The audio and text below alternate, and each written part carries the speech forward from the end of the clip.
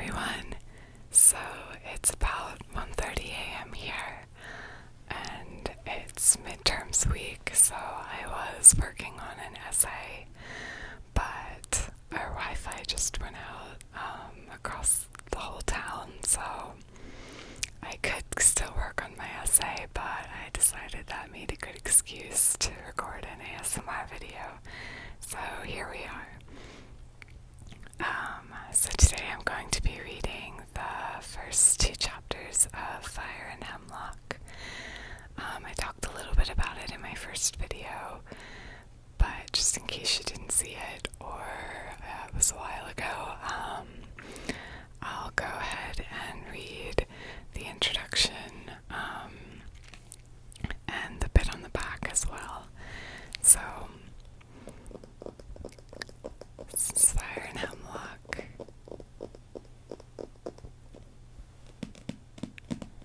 I'm not sure how well you can see on the camera, but the cover I think is really pretty. It's got, fire and hemlock, and these jars that say nowhere on them that are pretty important to the story. Alright, so the little blurb on the back says, Polly Whitaker has 2 sets of memories. In one, her childhood is boringly normal.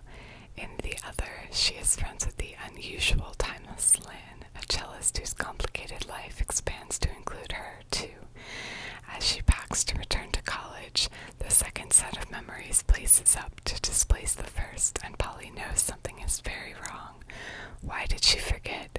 Is someone trying to make her forget? Soon she is the detective of her own history, and the trail leads her back to Tom Lynn, whose life she now knows is at supernatural risk. Fire and Hemlock is an intricate, romantic fantasy filled with sorcery and intrigue, magic and mystery, all background to a most unusual and thoroughly satisfying story.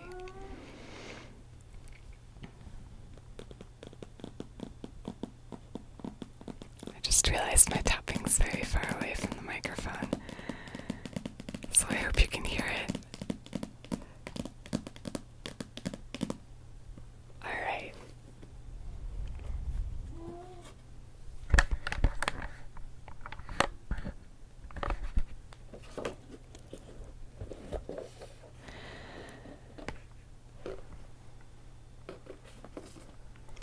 The stolen past.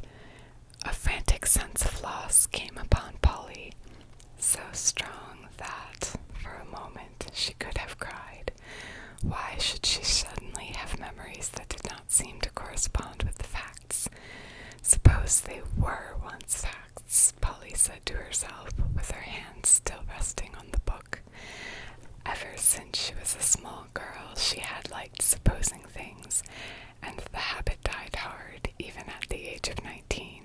Suppose, she said, I really am like the man in the story, and something happened to change my past. It was intended simply as a soothing daydream, to bury the strange, pointless worry that seemed to be growing in her. But suddenly, out of it leapt a white flash of conviction.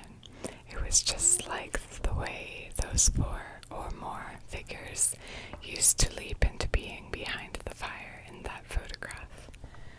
Polly glanced up at it, almost expecting to see them again. There were only men-shaped clumps of hedge. The flash of conviction had gone too, but it left Polly with a dreary, nagging suspicion in its place that something had been different in the past, and if it had, it was because something dreadful that she had done herself.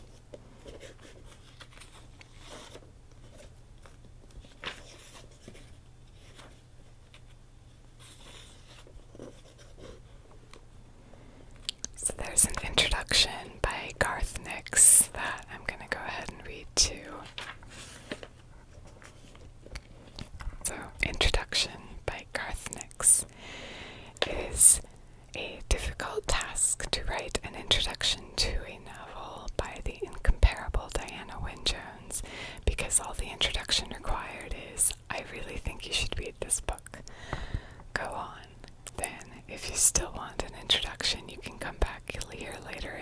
rest of this, or go pick up another Diana Wynne Jones novel that also won't need an introduction. It doesn't matter which novel.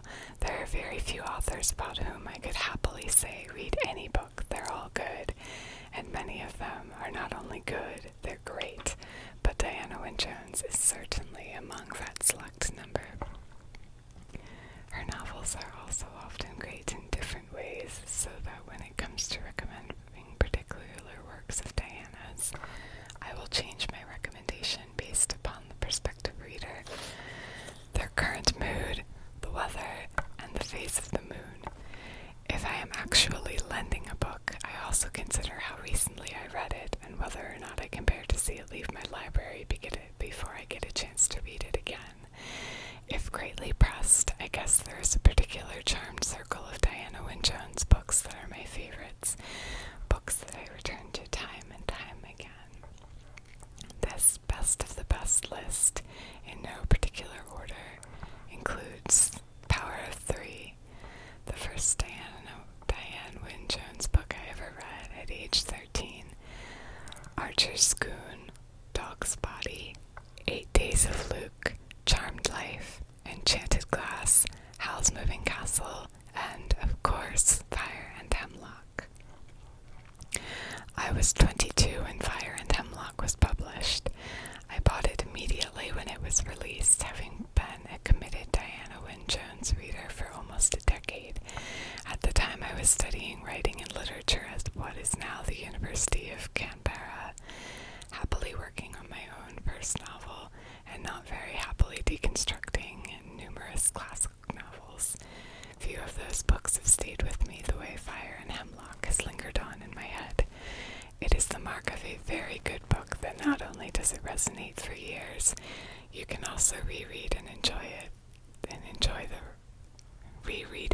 enjoy the reminiscence of your past readings and younger self or selves, while at the same time having an entirely new reading experience. Fire and Hemlock is just such a book, a rewarding each reading, whether it be a year or 5 years or a decade on, with new nuances of story and character, with new understandings and a rearrangement and enlargement of the thoughts that it once inspired. I think the first time I read Fire and Hemlock, I saw only Polly's story. I mean saw, because the book was so vivid in my head. The others, to my mind, were a brilliant supporting cast, but it was Polly's story. Or so I thought, until the next time I read it, a few years later, and I saw things a little differently, and Thomas Lynn came closer into focus. Later still, I found myself interested in Polly's grandmother, and in the sadness of her mother, and in the musicians of Tom's quartet. The story that ties all these characters together is atypically imaginative and multi-layered. Though the plot is inspired by the ballads Time the Rhymer and Tamlin, I'm not sure, the novel is not a retelling of these legends. As always, when Diana Wynne Jones takes a piece of mythology, she brings her own unique perspective and inventive skill to it, creating a story that no one else could tell.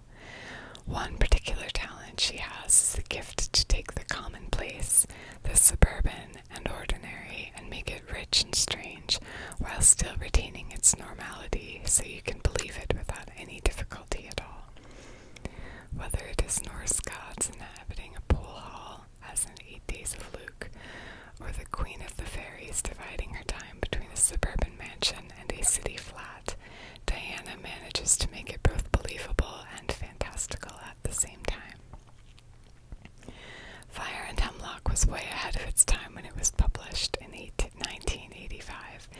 It is a coming-of-age story, but one that even now would be considered ambitious, tracking the life of Polly Whittaker from the age of around 10 to the age of 19, framed by the older Polly trying to remember a past that is magically erased and altered. Within that frame, there is the Thomas the Rhymer plotline of a man destined to be sacrificed unless his true love can save him. but woven around that are the numerous other storylines, embellishment, and adornments.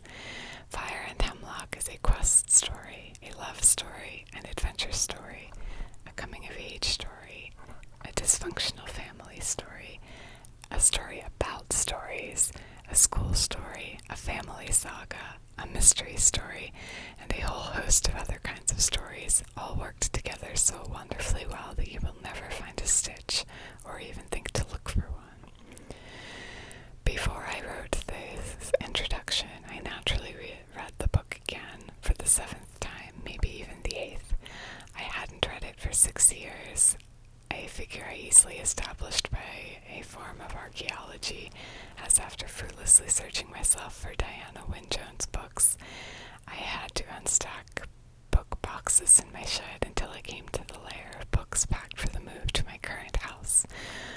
Once again, I read it in a single sitting, late at night, and again noticed new things, as well as relishing the old. I also read it with my writer's eye more active than I ever have done before, but I came to no newer conclusions than one I arrived at all those years ago as a student writer. It is a conclusion that, I think, has been shared by many other writers. I hope one day I will be able to write a book even half as good as this one. I wrote the introduction above before the terrible news of Diana's death on March 26, 2011. I still find it difficult to believe she's gone because for a while it seemed her strength of character, eccentric optimism, and just sheer magical nature might beat the cancer she had been fighting for some time. But she lives on in her books, and so is everywhere and nowhere, gone but never forgotten. Garth Nix, Hunston House, just visiting, 2011. Fire and Hemlock.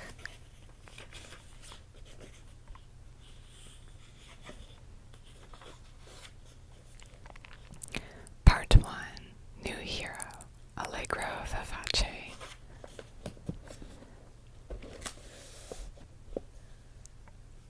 Hang on a sec.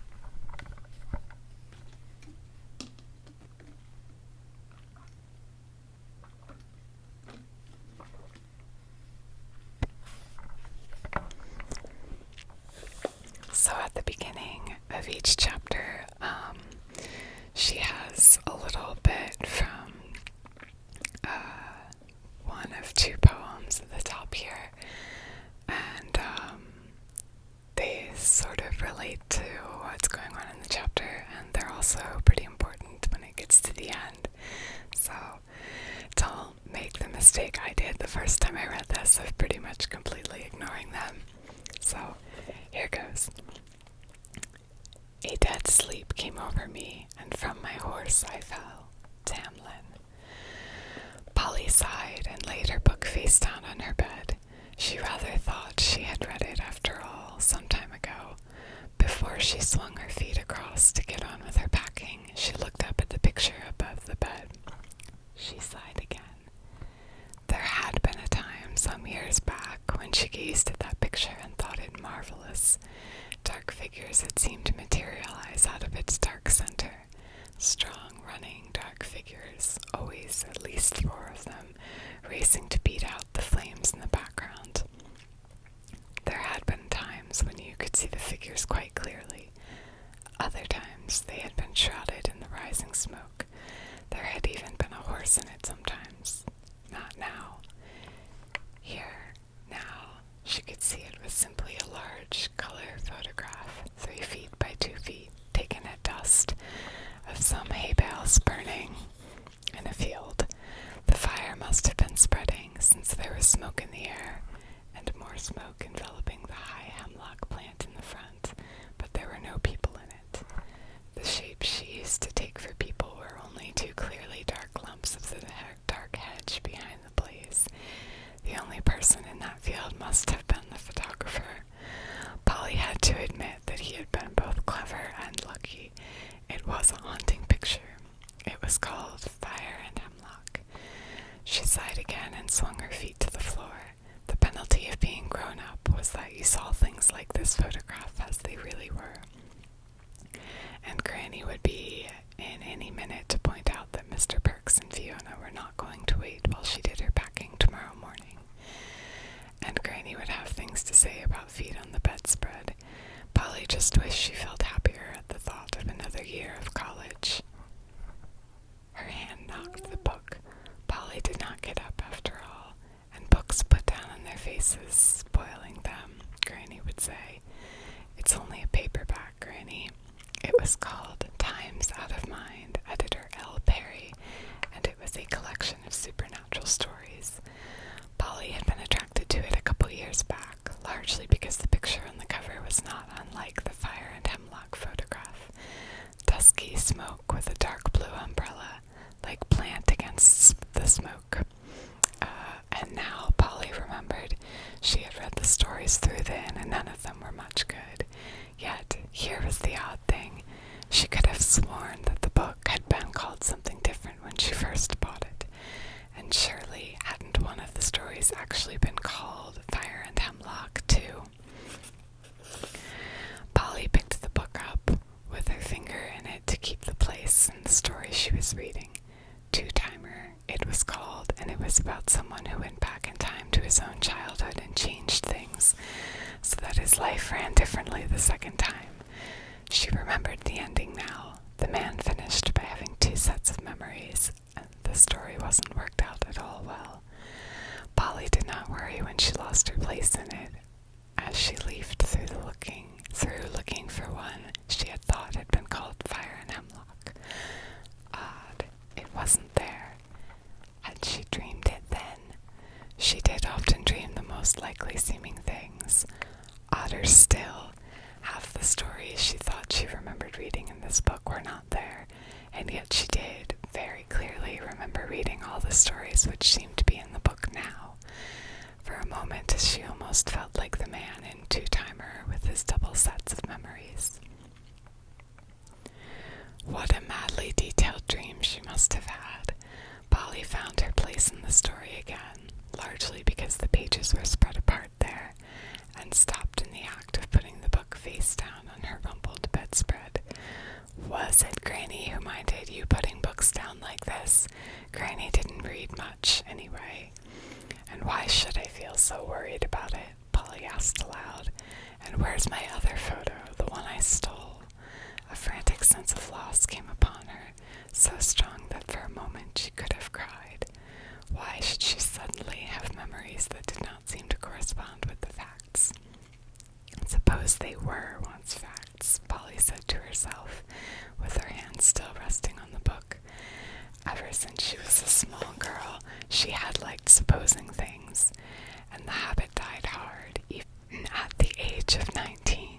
Suppose, she said, I really am like the man in the story, and something happened to change my past. It was intended simply as a soothing daydream to bury the strange, pointless worry that seemed to be growing in her. But suddenly, out of it leapt a white flash of conviction. It was just like the way those 4 or more figures used to leap behind the fire in that photograph. Polly glanced up at it, almost expecting to see them again. There were only man-shaped clumps of hedge. The flash of conviction had gone too, but it left Polly with a dreary, nagging suspicion in its place that something had been different in the past, and if it had, it was because of something dreadful she had done herself. But there seemed no way to discover what was different. Polly's past seemed a smooth string of normal, half-forgotten things. School and home, happiness and miseries, fun and friends, and, for some reason, a memory of eating toasted buns for tea, dripping butter. Apart from this odd memory about the book, there seemed no foothold for anything unusual. If nothing happened, then there's nothing to remember, she told herself, trying to sound philosophical. Of course, there's nowhere to start. For some reason, that appalled her. She crouched, with her hand growing damp on the book, forgetting her grimy shoes tangling in the bedspread, and the suitcases open on the floor, staring into her appallingly normal memories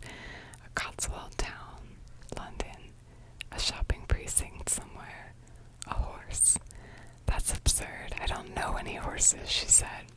It's no good. I'll have to go back to the time before it all started, or didn't start, and get in from that end. That was when she was how old? 10. What was she doing then? What friends had she? Friends. That did it. From 9 years ago came swimming the shape of Polly's once dear friend Nina. Fat, silly Nina. Granny used to call Nina a ripe banana, and Polly was so attached to Nina that Granny had agreed to have Nina along with Polly. That first time Polly came to stay with Granny, that would be back around the time there was first a question of divorce between Polly's parents. Back to when Polly's favorite reading was a fat book called Heroes that had once been Granny's. At that, Polly raised her head. The funeral, she said.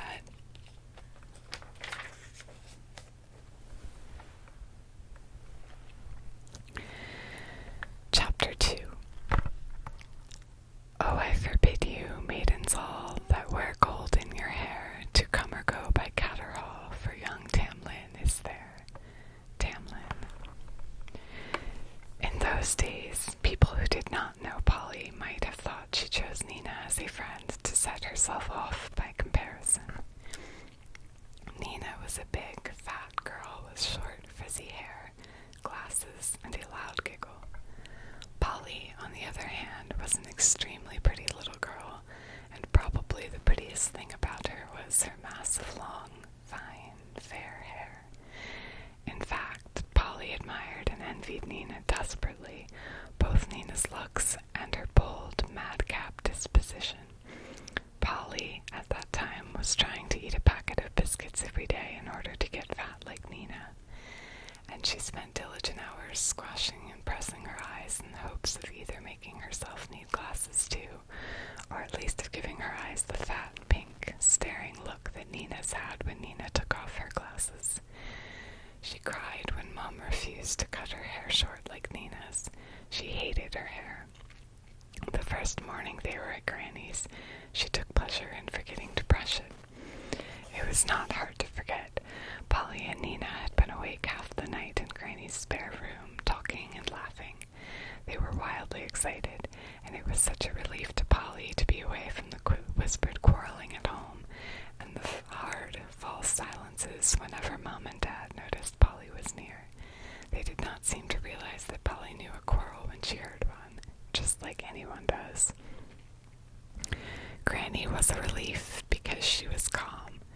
Nina's wild, silly jokes were even more of a relief, even if Polly was hardly awake the next morning.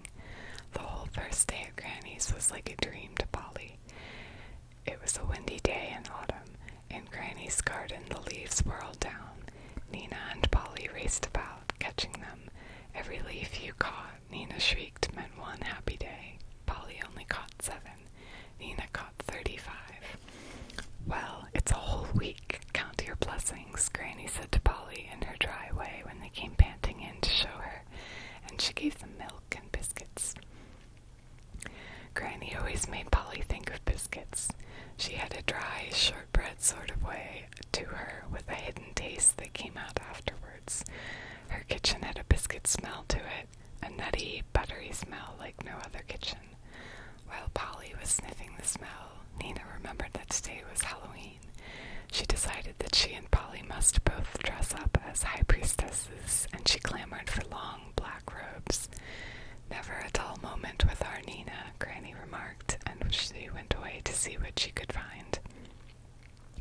She came back with 2 old black dresses and some dark curtains. In an amused, uncommitted way, she helped them both dress up. Then she turned them firmly out of doors. Go and make an exhibit of yourselves around the neighborhood, she said. They need a bit of stirring up here. Nina and Polly paraded up and down the road for a while. Nina looked for all the world like a large fat nun, and the dress held her knees together. Polly's dress, apart from being long, was quite a good fit. The neighborhood did not seem to notice them. The houses, except for a few small ones like Granny's, were large and set back from the road, hidden by the trees that grew round both sides, and the not a soul came to soothe the two high priestesses, even though Nina laughed and shrieked and exclaimed every time her headdress flapped. They paraded right up to the big house across at the end of the road and looked through the bars of its gate. It was called Hunston House. The name was cut into the stone of both gate posts.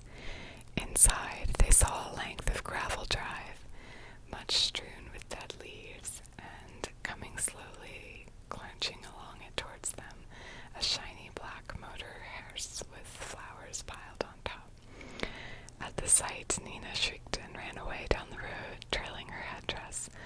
Hold your collar till you see a four-legged animal." They ran into Granny's garden where, luckily, Granny's black and white cat, Mint Chalk, was sitting on the wall. So that was all right. They could use both hands again. "Now what shall we do?" demanded Nina. Polly was still laughing at Nina. "I don't know," she said. "Think of something. What do high priestesses do?" said Nina. "No idea," said Polly. "Yes, you have," said Nina. "Think, or I shan't play with you any more." Nina was always making that threat. It never failed with Polly. They walk in procession and make human sacrifices," Polly said. Nina shrieked with gleeful laughter. "We did, we have. Our corpse was in the hearse. Then what happens?" Said Polly. "We have to wait for the gods to answer our sacrifice, and I know, while we wait, the police come after us for murder." Nina liked that.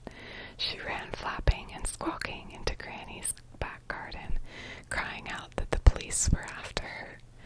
When Polly caught up with her, she was trying to climb the wall into the next garden. "What are you doing?" Polly said, hardly able to speak for laughing. "Escaping from the police, of course," said Nina. With a great deal of silly giggling, she managed to scramble to the top of the wall, where her black robe split with a sound like a gunshot. "Oh," she cried, "they got me." Whereupon she swung her legs over the wall and vanished in a crash of rotting wood. "Come on," said her voice behind the wall. "I won't be your friend if you stay there." As usual, the threat was enough for Polly. It was not really that she was afraid Nina would stop being her friend, though she was, a little. It was more that Polly could not seem to break out of her prim, timid self in those days and be properly adventurous without Nina's threats to galvanize her. So now she boldly swung herself up the wall and was quite grateful to Nina when she landed in the middle of somebody's woodshed on the other side. After that, the morning became more like a dream than ever. A very silly dream, too. Nina and Polly scrambled through the garden after garden. Some were neat and open, and they sprinted through those, and some were overgrown, with hiding places where they could lurk.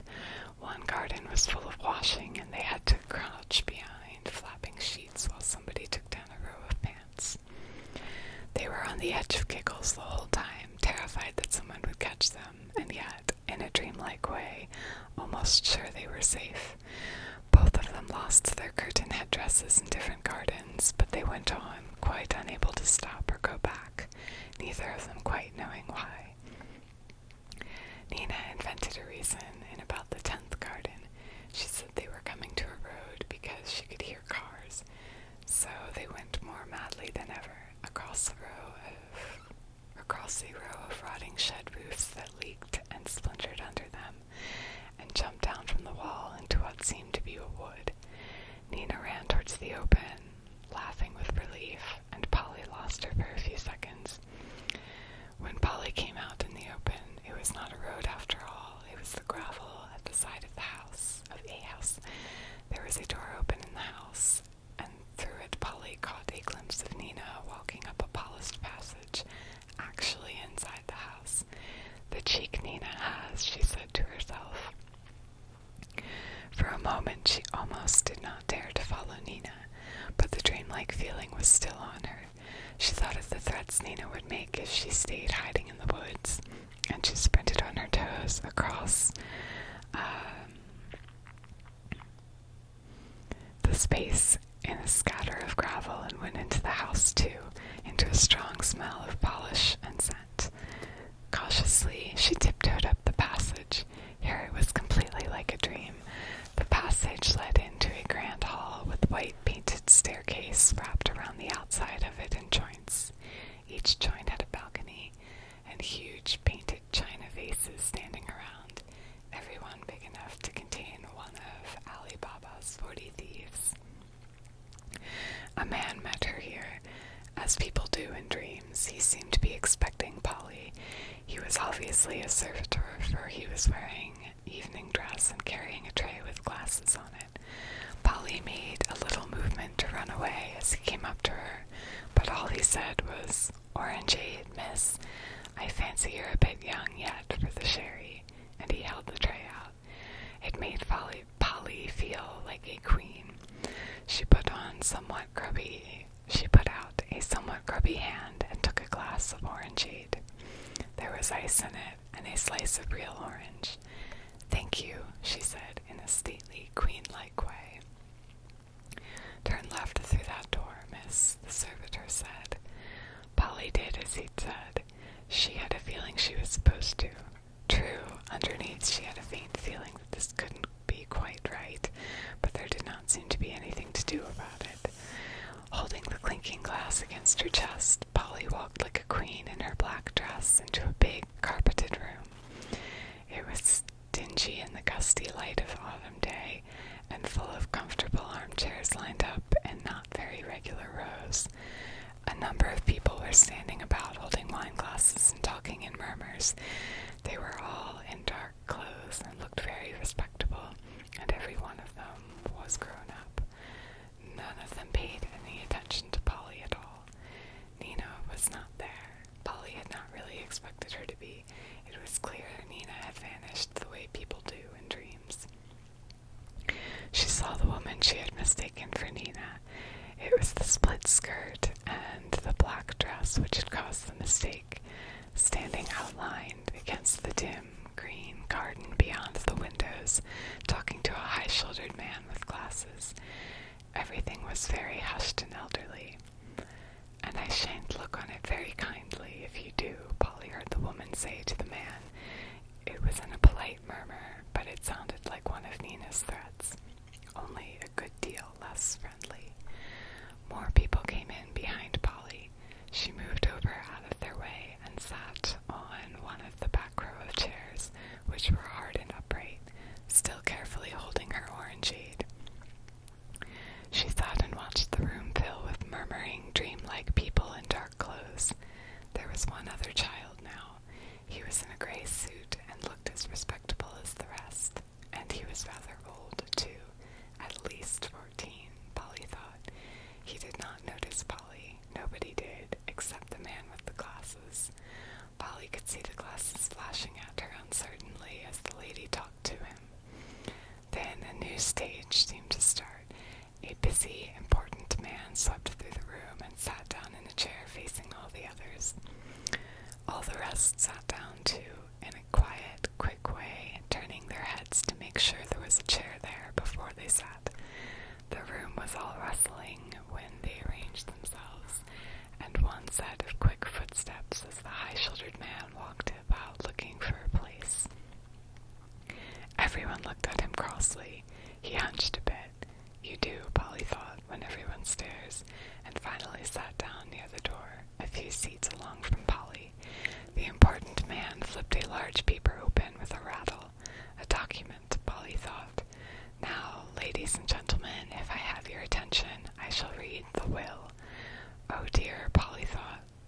The dream feeling went away at once, and the ice in her drink rattled as she realized where she was and what she had done. This was the Hunston house where she and Nina had seen the hearse. Someone had died here, and she had gate-crashed the funeral, and because she was dressed up in a black dress, no one had realized that she should not be here. She wondered what they would do to her when they did. Meanwhile, she sat, trying not to shake the ice in her glass, listening to the lawyer's voice reading out what she was sure were all sorts of private bequests, from the last will and testament of Miss Mabel to sound mine, etc., which Polly was sure she should not be hearing at all. As the lawyer's voice droned on, Polly became more and more certain she was listening to private things. She could feel the way each item made sort of waves across among the silent listeners, waves of annoyance, anger, and deep disgust, and one or two spurts of quite strange joy. The disgust seemed to be because so many things went to my daughter, Miss Eudora Mabel Lorelei Perry Lynn. Even when things went to other people, such as my cousin Morton Perry Leroy, or my niece Mrs. Sylvia Nuala Leroy Perry, the will seemed to change its mind every so often and give them to Mrs. Perry Lynn instead. The joy was on the rare occasions when someone different, like Robert Goodman Leroy Perry or Sebastian Ralph Perry Leroy, actually got something. Polly began to wonder if it might be even against the law for her to be listening to these things. She tried not to listen, and this was not difficult because most of it was very boring, but she became steadily more unhappy. She wished she dared to creep away. She was quite near the door. It would have been easy if only that man hadn't chosen to sit down just beyond her, right beside the door. She looked to see if she still might slip out. And looked in the same moment the man looked at her, evidently wondering about her. Polly hastily turned her head to the front again and pretended to listen to the will, but she could feel him still looking. The ice in her drink melted. The will went on to an intensely boring build about a trust shall be set up. Beside the door, the man stood up. Polly's head turned without her meaning it to, as if it were on strings, and he was still looking at her, right at her. The eyes behind the glasses met hers, and sort of dragged, and he noted his head away sideways toward the door. "Come on out of that," said the look. "Please," it added, with a sort of polite, questioning stillness. It was a fair cop. Polly nodded too. Carefully, she put the melted orange drink on the chair beside hers and slid to the floor. He was now holding out his hand to take hers and make sure she didn't get away. Feeling fated, Polly put her hand into his. It was a big hand, a huge one, and folded hers quite out of sight under its row of long fingers. It pulled, and they both went softly out the door into the hall with the jointed staircase. "Didn't you want your drink?" the man asked as the lawyer's voice faded to a rise and fall in the distance. Polly shook her head. Her voice seemed to have gone away. There was an archway opening off the hall. In the room through the archway, she could see the servitor serving wine glasses out on a big, polished dining table. Polly wanted to shout to him to come and explain that he had let her into the funeral, but she could not utter a sound. The big hand holding hers was pulling her along into the passage she had come in by. Polly, as she went with it, cast her eyes round the hall for a last look at its grandeurs. Wistfully, she thought of herself jumping into one of the Ali Baba vases and staying there hidden until everyone had gone away. But as she thought it, she was already in the side passage with the doors standing open and the gusty trees at the end of it. The lawyer's voice was out of hearing now. "Will you be warm enough outside in that dress?" the man holding her hand asked politely. His politeness seemed to deserve an answer. Polly's voice came back. "Yes, thank you," she replied sadly. "I've got my real clothes on underneath." "Very wise," said the man. "Then we can go into the garden." They stepped out of the door, where the wind wrapped Polly's black dress round her legs and flapped her hair sideways. It could not do much with the man's hair, which was smoothed across his head in an elderly style, so it stood up in its colorless hanks and rattled the jacket of his dark suit. He shivered. Polly hoped he would send her off and go straight indoors again.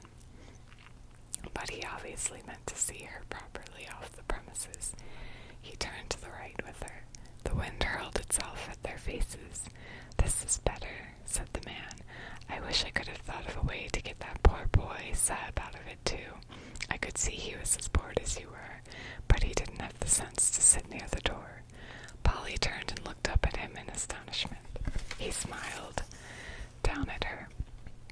Polly gave him a hasty smile in return, hoping he would think she was shy, and turned her face back to the wind. Think about this. So the man thought she was really part of the funeral. He was just meaning to be kind. It was boring, wasn't it? She said. Terribly, he said, and let go of her hand. Polly ought to have run then, and she would have, she thought, remembering it all 9 years later, if she had simply thought that he was just being kind. But the way he spoke told her that he had found the funeral far more utterly boring than she had. She remembered the way the lady she had mistaken for Nina had spoken to him, and the way the other guests had looked at him while he was walking about looking for a seat. She realized he had sat down on purpose near the door, and she knew, perhaps without quite understanding it, that if she ran away, it would mean he had to go back into the funeral again. She was his excuse for coming out of it. So she stayed. She had to lean on the wind to keep beside him, while they walked under some ragged, nearly finished roses, and the wind blew white petals across them. "What's your name?" he asked. "Polly." "Polly what?" "Polly Whitaker," she said, without thinking. Then, of course, she realized that the right name for the funeral should have been Leroy or Perry Leroy, or Leroy Perry, like the people who got the bequests in the will and had to cover it up. "I'm only adopted, you know. I come from the other branch of the family, really." "I thought you might have," he said, "with that hair of yours." "And what part of the family are you?" Polly said, quickly and artificially, to distract him from asking more. She took a piece of her blowing hair and bit it anxiously. "Oh, no part, really," he said, ducking his head under a clawing rose. "The dead lady is the mother of my ex-wife, so I felt I ought to come. But I'm the odd man out here." Polly relaxed. He was distracted. He said, "My name's Thomas Lynn." "Both parts surname?" Polly asked doubtfully. "Everyone's so double-barreled in there." That made him give a crow of laughter, which he swallowed hastily down, as if he were ashamed of laughing at a funeral. No, just the second part." "Mr. Lynn, then," said Polly. She let her hair blow round her face as they walked down some sunken steps and studied him. Long hair had its uses. He was tall and thin and walked in a way that stooped his round, colorless head between his shoulders, making his head look smaller than it really was, though some of that could have been distance. He was so tall that his head was a long way off from Polly. Like a very tall tortoise, Polly thought. The glasses added to the tortoise look. It was an amiable, vague face they sat on. Polly decided Mr. Lynn was nice. "Mr. Lynn," she asked, "what do you like doing most?" The tortoise head swung towards her in surprise. "I was just going to ask you that."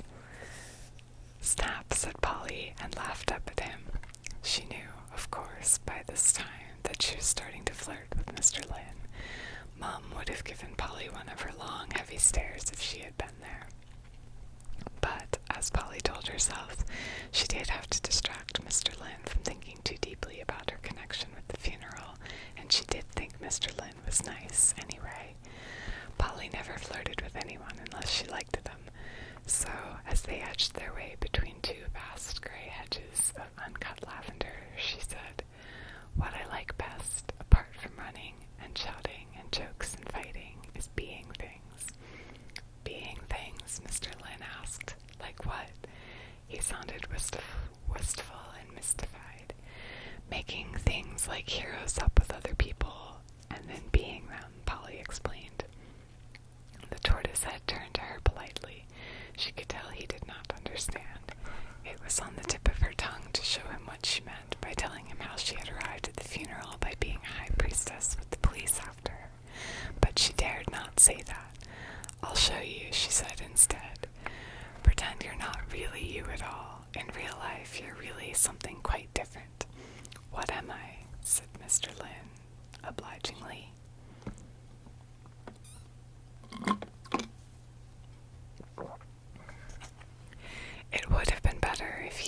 like Nina and said he would not be friends unless she told him. Without any prodding, Polly's invention went dead on her. She could only think of the most ordinary things. "You keep an ironmonger shop," she said rather desperately. To make this thing seem better, she added, "a very good ironmonger shop in a very nice town, and your name is really Thomas Piper. That's because of your name, Tom. Tom, the Piper's son, you know." Mr. Lynn smiled. "Oddly enough, my father used to play the flute professionally." "Yes, I sell nails and dustbins and hearth brushes. What else?" "Hot water bottles and spades and buckets," said Polly. "Every morning you go out and hang them around your door and stack wheelbarrows and watering cans on the pavement, where passers-by can park their shins on them. I see," Mr. Lynn said. "And what else? Am I happy in my work?" "Not quite happy," Polly said. He was playing up so well that her imagination began to work properly. Down between the lavender bushes, the wind was cut off, and she felt much calmer. "You're a bit bored, but that doesn't matter, because keeping the shop is only what everyone thinks you do. Really, you're secretly a hero, a very strong one who's immortal." "Immortal?" Mr. Lynn said, startled. "Well, nearly," said Polly. "You'd live for hundreds of years if someone doesn't kill you in one of your battles. Your name is really, Tancool, and I'm your assistant." "Are you my assistant in the shop as well, or just when I'm being a hero?" asked Mr. Lynn. "No, I'm me," said Polly. "I'm a learner hero. I come with you whenever you go out on a job." "Then you'll have to live within call," Mr. Lynn pointed out. "Where is this shop of mine?" "Here in Middleton. It had better be, so that I can pick you up easily when a job comes up." "No, it's in Stowe on the Water," Polly said decidedly. Pretending was like that. Things seemed to make themselves up once you got going. "That's awkward," Mr. Lynn said. "It is, isn't it? If you like, I'll come and work in your shop and pretend to be your real-life assistant, too. Say, when I found out where you lived, I journeyed miles from Middleton to be near you." "Better," said Mr. Lynn. "You also pretend to be older than you are, in order not to be sent to school. But that sort of thing can easily be done by the right kind of trainee hero, I'm sure. What's your name when you're not out on a job?" "Hero," said Polly. "It is a real name," she protested, as the tortoise head swung down to look at her. "It's a lady in my book that I read every night. Someone swam the sea all the time to visit her." "I know," said Mr. Lynn. "I was just surprised that you did." "And it's sort of a joke," Polly explained. "I know a lot about heroes, because of my book." "I see you do," said Mr. Lynn, smiling rather, "but there are still a lot of things we need to settle. For instance—" As he spoke, they pushed out from between the gray hedges into a small lawn with an empty sunken pool in it. A brown bird flew away low across the grass as they came, making a set of sharp, shrieking cries. The wind gusted over her, rolling the dry leaves in the concrete bottom of the pool, and a ray of sun followed the wind, traveling swiftly over the lawn. "For instance," said Mr. Lynn, and stopped. The sun reached the dry pool. For just a flickering part of a second, some trick of the light filled the pool deep with transparent water. The sun made bright, curved wrinkles on the bottom, and the leaves, Polly could have sworn, instead of rolling on the bottom, were, just for an instant, floating, green and growing. Then the sunbeam traveled on, and there was just a dry oblong of concrete again. Mr. Lynn saw it too. Polly could tell from the way he stopped talking. "Heroes do see things like that," she said, in case he was alarmed. "I suppose they do," he agreed thoughtfully. "True, they must, since we both are. But tell me, what happens when the call comes to do a job? I'm in the shop selling nails. We each snatch up a saw, or I suppose an axe would be better, and we rush out. Where do we go? What do we do?" They walked past the pool while Polly considered. We go to kill giants and dragons and things, she said. Where? Up the road in the supermarket? Mr. Lynn asked. Polly could tell he thought poorly of her answer. Yes, if you like, if you're so clever, she snapped at him, just as if he were Nina. I know we're that kind of heroes. I know we're not the kind that conquers mad scientists. But I don't know it all. You do some of it. If you know so much, you were just pretending not to know about being things, weren't you? Not altogether, said Mr. Lynn, politely holding a wet lump of evergreen bush aside for Polly. It's years since I did any. Besides you, I'm the learner. I'd really much rather be a trainee hero too. Couldn't I be? You could happen to be there when I killed my first giant. Perhaps it could be thanks to you that I didn't get squashed flat by him. If you like, Polly agreed graciously. He was so humble that she felt quite mean to have snapped. Thank you, he said, as if she had granted a real favor. That brings me to another question. Do I know about my secret life as a hero while I'm being an ironmonger or not? You didn't at first, Polly said, thinking out loud. You were awfully surprised and thought you were having visions or something, but you got used to it quite quickly.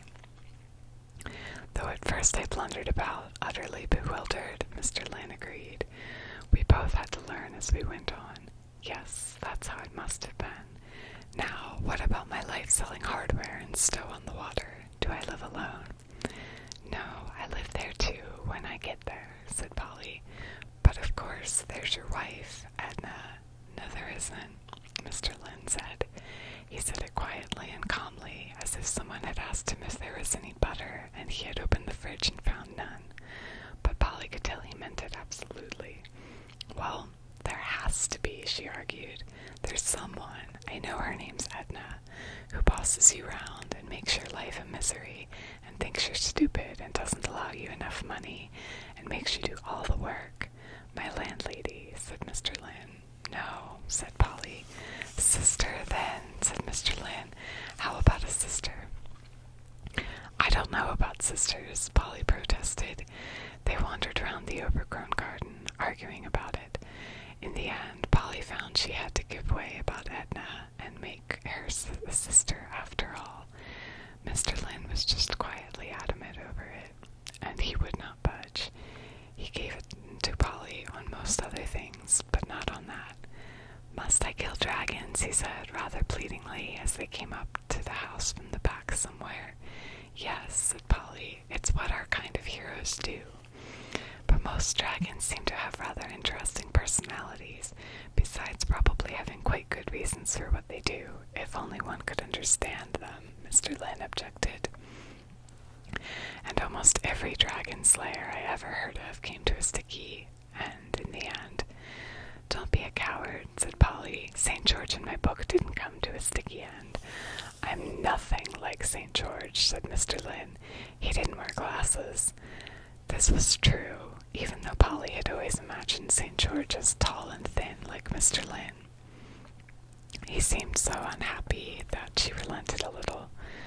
We'll keep the dragons to the end, then, for when we're properly trained. That's a good idea, Mr. Lynn said gratefully. Now come over here. There's something I think you'll like. He led the way up the lawn, against the gusts of the wind, right up to the house. 3 stone steps there led up to a closed door. On either side of the steps there was a short stone pillar with a stone vase on top of it.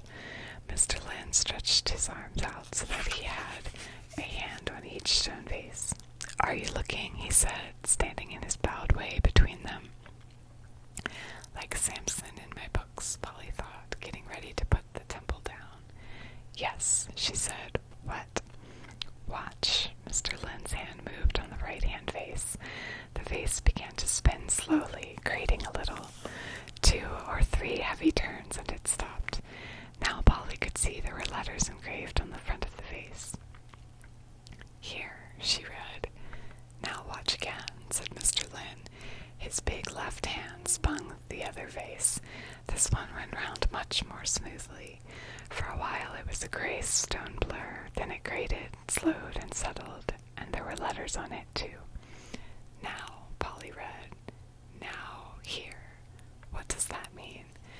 Mr. Lynn spun both vases, one slowly, grinding and groaning, the other smooth and blurring. They both stopped at exactly the same time. Where, said the one on the left. Now, read the right-hand one.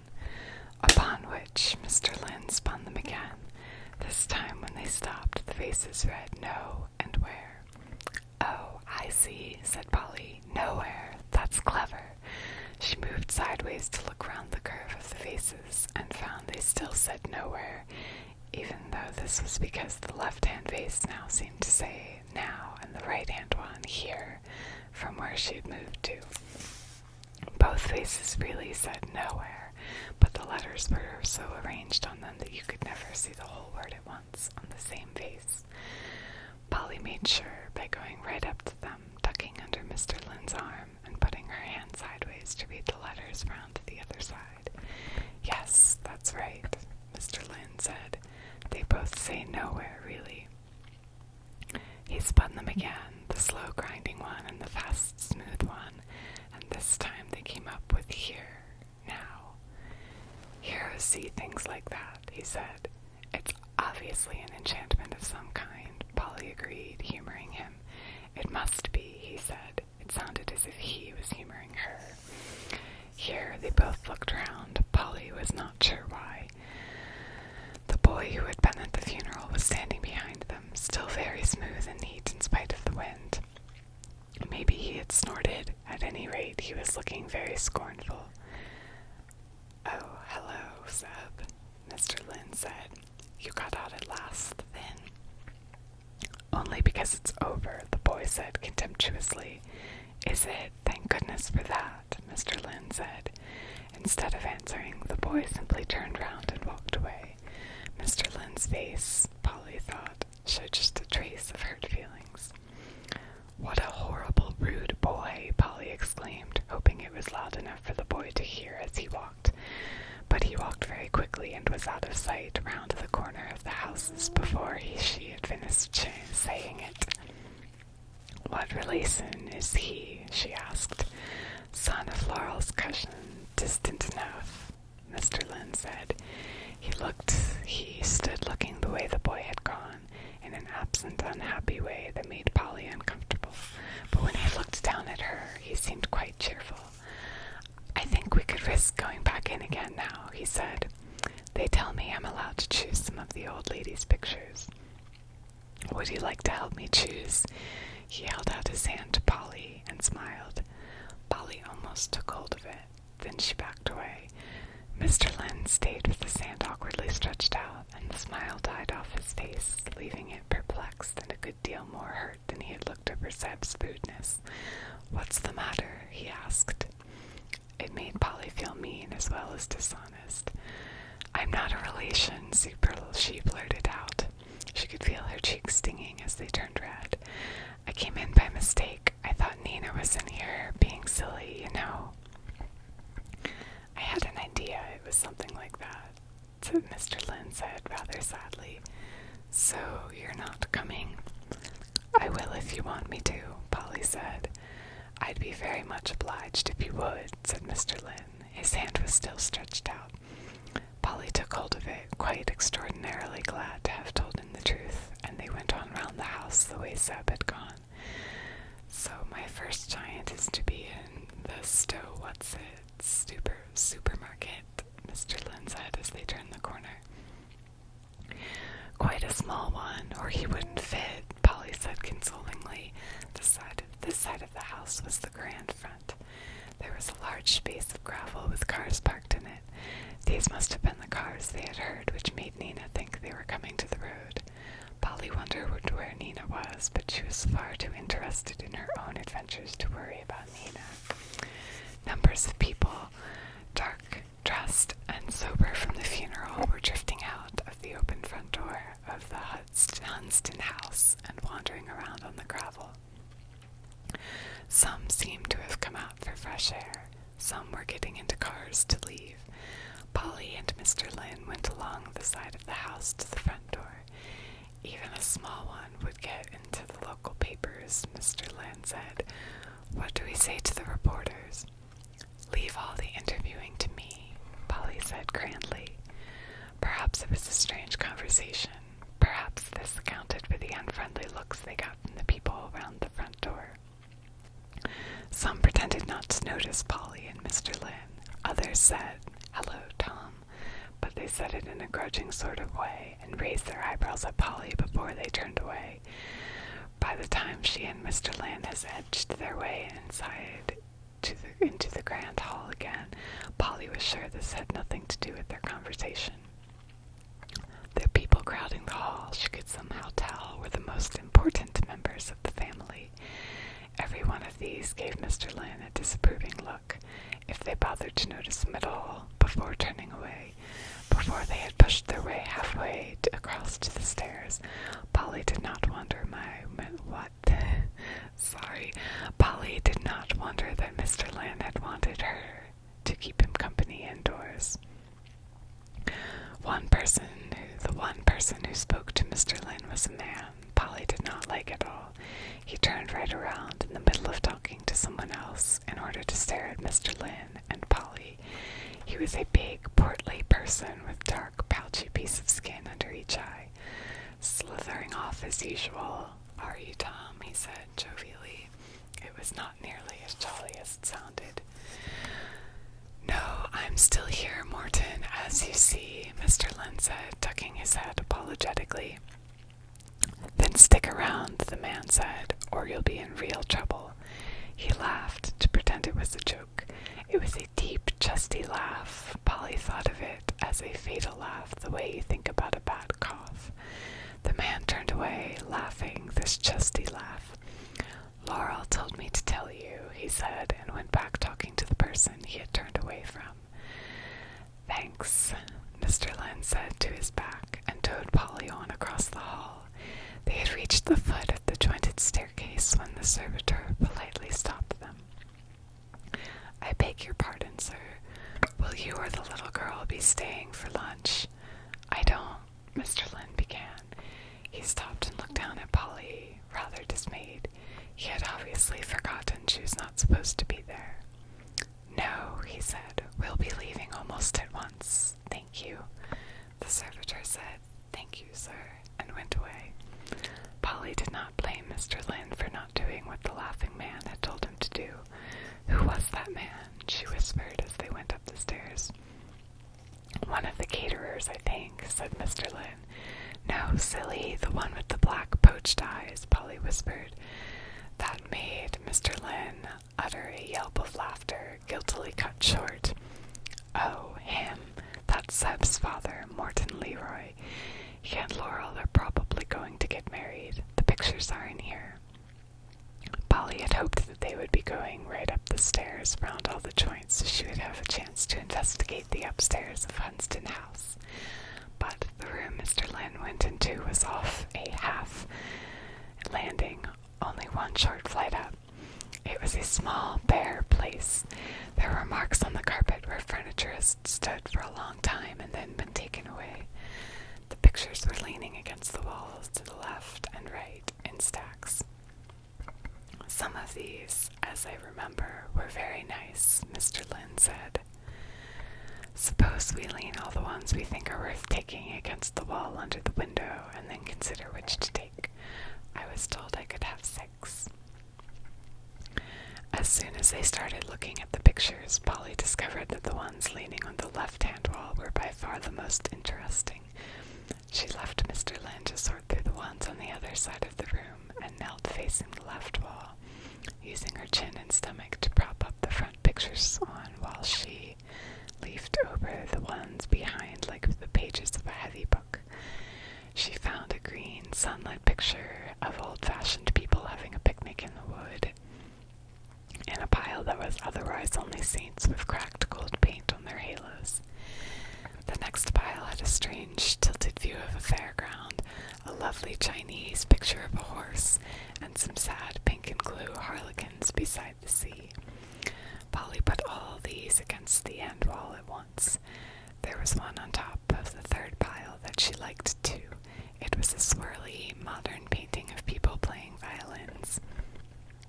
Underneath that was a big blue-green picture of a fire at dusk, where smoke was beginning to wreathe around the vast skeleton of a plant like cow parsley in front. Polly exclaimed with delight at it. Meanwhile, Mr. Lynn was saying, "I don't remember half these pictures. Take a look. Dismal, isn't it?" Polly swiveled round to be shown a long brownish picture, more like a drawing, of a mermaid carrying a dead-looking man underwater. "It's awful," she said. "They've got silly faces, and the man's body is too long." "I agree," said Mr. Lynn, "though I think I may take it as a curiosity. Explain how you got into this house by mistake." Polly got up and carefully carried the violin picture and the smoke picture to the end wall. "Nina started it," she said, "but I got just as silly." And she told him about the high priestesses and how they had climbed out of Granny's garden into all the others. "Then we had to hide behind some sheets on the washing line," she was saying, when she saw Mr. Lynn stand up and, in a flurried sort of way, brush at the knees of his suit. "Oh, hello, Laurel," he said. The lady Polly had mistaken for Nina was standing in the doorway. Seen this close, she struck Polly as plump and quite pretty, and her black clothes were obviously very expensive. Her hair was rather strange, light and floating, of a color that could have been gray or no color at all. Polly somehow knew from all this, and most of all from a powerful sort of sweetness about the lady, that she was the one who had inherited almost everything in the house. And from the stiff way Mr. Lynn was standing there, she also knew that Laurel was the ex-wife he had talked about. She just could not think how she had taken her for Nina.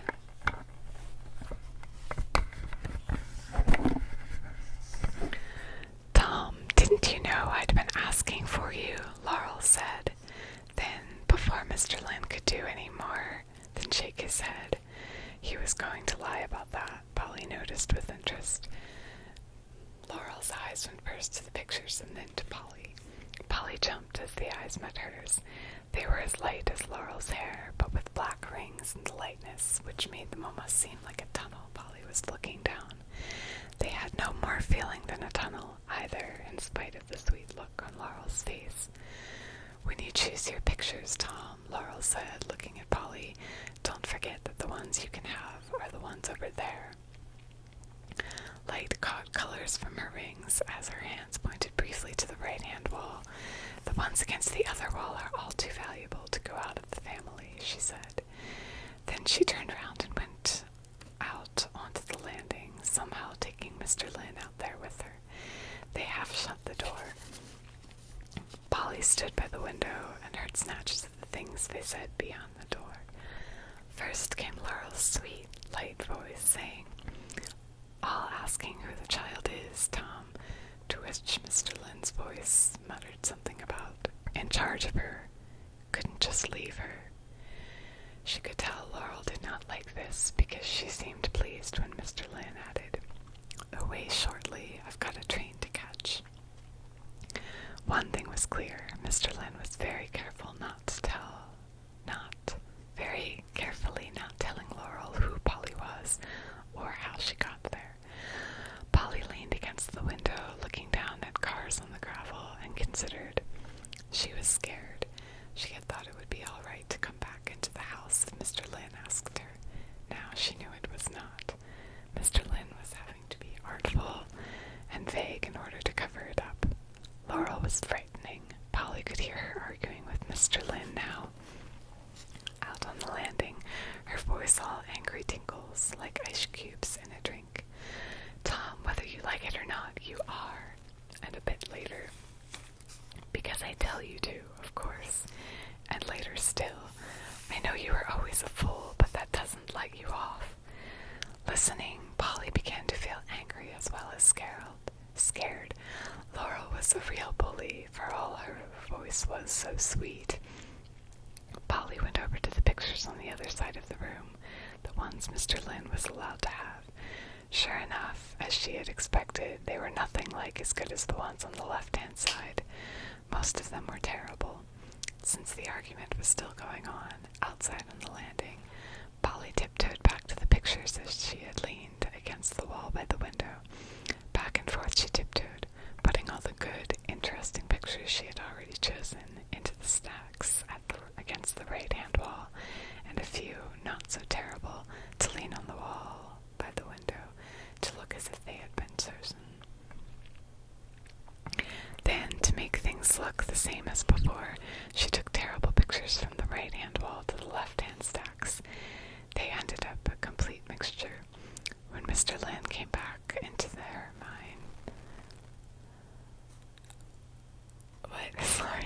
When Mr. Lynn came back into the room, Polly was kneeling virtuously by the right-hand wall, taking her mind off her evil deed by studying a picture called The Vigil of a young knight praying at an altar. "Do you think he's a trainee hero?" she asked Mr. Lynn. "Oh no, put that back," he said. "Don't you think it's soppy?" "It is a bit," Polly agreed cheerfully, and watched Mr. Lynn choose pictures through her hair while she slowly put The Vigil back.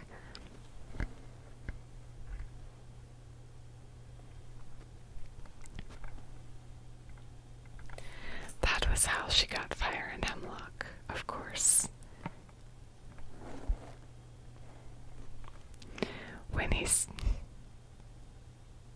That was how she got Fire and Hemlock, of course. When he sorted through the doctored stacks, Mr. Lynn picked out every one of the pictures Polly had chosen. "I didn't know this would be here," he said, and, "Oh, I remember this one." He was particularly pleased by the swirly one of the violins. When he came to the picture of the fire at dusk, he smiled and said, "This photograph seems to haunt me. It used to hang over my bed when I lived here. I always liked the way the shapes of that hemlock echoes the shape of the tree in that hedge. Here," he said, and put it in Polly's hands. "You have it." Polly was awed. She had never owned a picture before, nor had she expected to profit from her bad deed.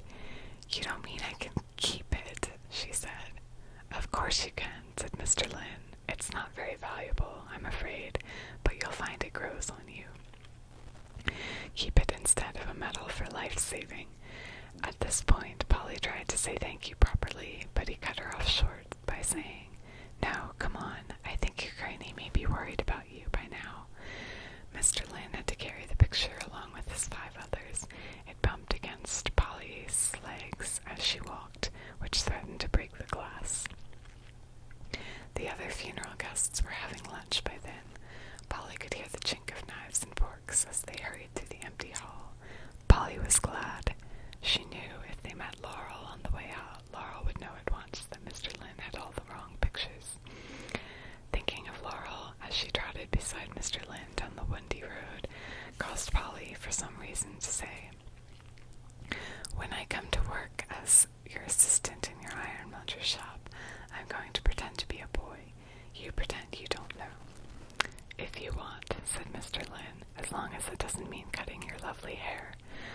The lovely hair was blowing round Polly's face and getting in her mouth and eyes. "It's not lovely hair," she said crossly. "I hate it. It drives me mad and I want it cut." "I'm sorry," said Mr. Lynn. "Of course, it's your hair." "Oh," said Polly, exasperated for no real reason. "I do wish you would stop agreeing all the time. No wonder people bully you." They came to Granny's front gate then. "You can give me my picture now," Polly said haughtily. Mr. Lynn did not reply, but he looked almost haughty too as he passed the picture over. The silence was all wind blowing and leaves rattling and most unfriendly, but Granny had clearly been looking out for Polly. As Polly hitched the picture under her armpit and managed to get the gate unlatched, the front door banged open. Mint Chalk came out first. For some reason, she put her back and tail up and fled at the sight of them. Granny sailed out second, like a rather small duchess. "Inside, please, both of you," she said. "I just want to know just where she's been." Polly and Mr. Lynn stopped giving one another haughty looks and exchanged exchanged guilty ones instead. Humbly, they followed Granny indoors and through to the kitchen. There sat Nina over a half-eaten plate of lunch, staring widely and full-mouthed. By heaving a whole mouthful across into one side of her face, Nina managed to say, "Where did you go?" "Yes," said Granny, crisp as a brandy snap. "That's what I want to know, too." She stared long and sharp at Mr. Lynn. Mr. Lynn shifted the heavy pile of pictures to his other arms. His glasses flashed unhappily. "Hunston House," he admitted. She wandered in. "There's a funeral today, you know." I thought she looked rather lost while they were reading the will, but as she was wearing black, I didn't gather straight away that she shouldn't have been there. After that, I'm afraid I delayed her a little by asking her to help me choose some pictures. Granny's sharp brown stare traveled over Mr. Lynn's lean dark suit and his black tie and possibly took in a great deal. "Yes," she said, "I saw the hairs go down. A woman, was it?" "So Madam Gate crashed the funeral, did she? And I'm to take it you looked after her, Mr. "Well, he did, Granny," Polly cried out. "Lynn," said Mr. Lynn, she's very good company, Mrs. Whittaker," Granny said grimly, "and of course I'm very grateful if you kept her from mischief." "She was quite safe, I promise you," said Mr. Lynn. Granny went on with her sentence as if Mr. Lynn had not spoken. "Mr. Lynn, but what were you up to there? Are you an art dealer?" "Oh, no," Mr. Lynn said, very flustered. "These pictures are just keepsakes for pleasure that old Mrs. Perry left me in her will. I know very little about paintings. I'm a musician, really." "What kind of musician?" said Granny. "I play the cello," said Mr. Lynn, "with an orchestra." "Which orchestra?" Granny asked inexorably. "The British Philharmonic," said Mr. Lynn. "So then how did you come to be at this funeral?" Granny demanded. "Relation by marriage," Mr. Lynn explained. "I used to be married to Mrs. Perry's daughter. We were divorced earlier this year." "I see," said Granny. "Well, thank you, Mr. Lynn. Have you had lunch?" Though Granny said this most unwelcomingly, Polly knew Granny was relenting. She relaxed a little.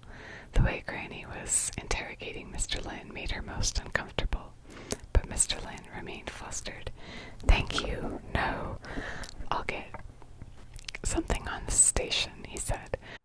"I have to catch the 2:40. He managed somehow to haul up one cuff and craned round the bundle of pictures to look at his watch.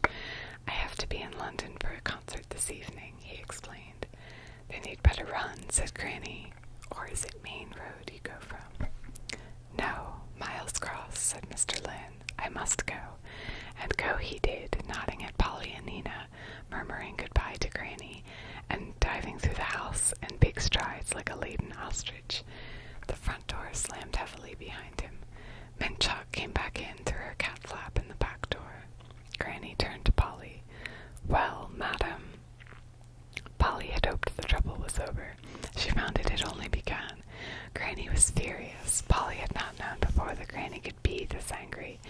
She spoke to Polly in sharp, snapping sentences, on and on about trespassing and silliness and barging in on private funerals, and she said a lot about each thing. But there was one thing she snapped back to in between, most fiercely, over and over again. "Has nobody ever warned you, Polly, never to speak with strange men?" This hurt Polly's feelings particularly. About the 10th time Granny asked it, she protested. "He isn't a strange man now. I know him quite well." It made no impression on Granny. "He was when you first spoke to him, Polly. Don't contradict it." Then Polly tried to defend herself by explaining that she thought she was following Nina. Nina began making faces at Polly, winking and jerking and twisting her food-filled mouth. Polly had no idea what Nina had told Granny, and she saw she was going to get Nina into trouble as well. She said hurriedly that Mr. Lynn had taken her out of the funeral into the garden. Granny did indeed shoot Nina a sharp look sharp as a carving knife, which stopped Nina's jaws munching on the spot, but she only said, "Nina's got more sense than to walk into people's houses where she doesn't belong, I'm glad to see." "But this Mr. Lynn took you back indoors again, didn't he?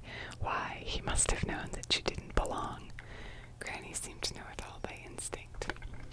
"Yes, I mean, no, I told him," Polly said, and she knew it had somehow been wrong to go back into the house, even if she had not made it worse by rearranging the pictures. She thought of Laurel's scary eyes, and the way Mr. Lynn had been careful not to explain to Laurel who Polly was, and she found she could not quite be honest herself. "He needed me to choose the pictures," she said, "and he gave me this one for my own. Let's see it," said Granny. Polly held the picture up in both hands. She was sure Granny was going to make her take it back to Hunston House at once. "I've never had a picture of my own before," she said. Mint Chalk, who is a most understanding cat, noticed her distress and came and rubbed consolingly around her legs.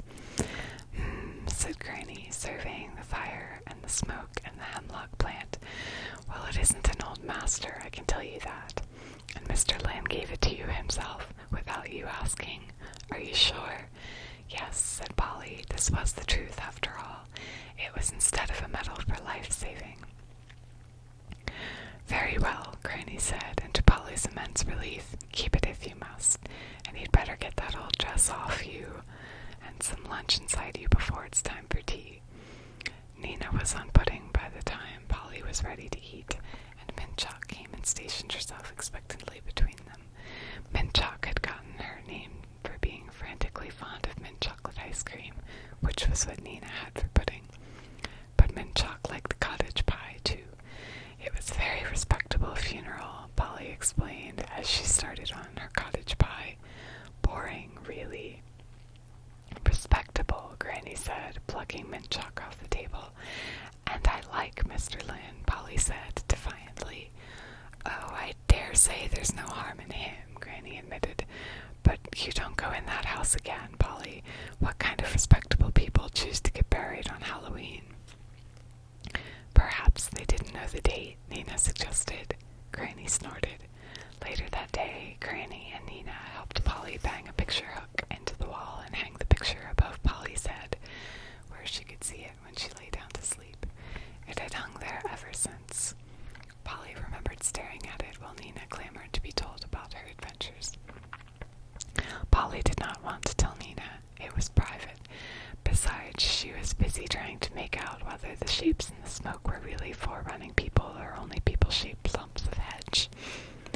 She put Nina off with the vague answers, and long before Nina was satisfied, Polly fell asleep. She dreamed that the Chinese horse from one of Mr. Lynn's other pictures had somehow gotten into her photograph and was trampling and rearing behind the fire and smoke. Right. So, all the chapters are very long. I'm not going to read chapter 3 right now. Congratulations if you made it to the end. I apologize for all the awkward jumps. I'm just using iMovie on my Mac, and I have no idea why, but every 5 to 10 minutes or so, it just decides it wants to stop recording. So I kept not noticing and reading on, and then I would have to go back, which is really annoying. So I'll probably edit that all out tomorrow and try to have it up later tomorrow. So I hope you guys liked the first chapter, or at least that you liked the ASMR part and it was relaxing. I think Diana Wynne Jones books can take a while to get moving sometimes.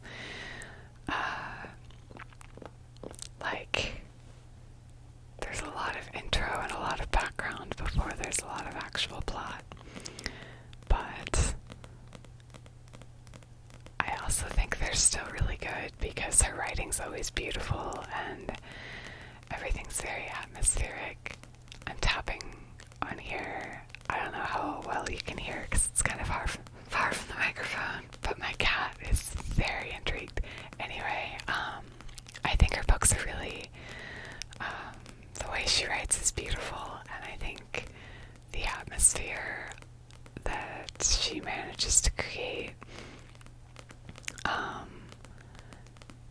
is just fascinating, even if the plot's slow moving. So I hope you guys are liking this. Let me know what you think of Fire and Hemlock.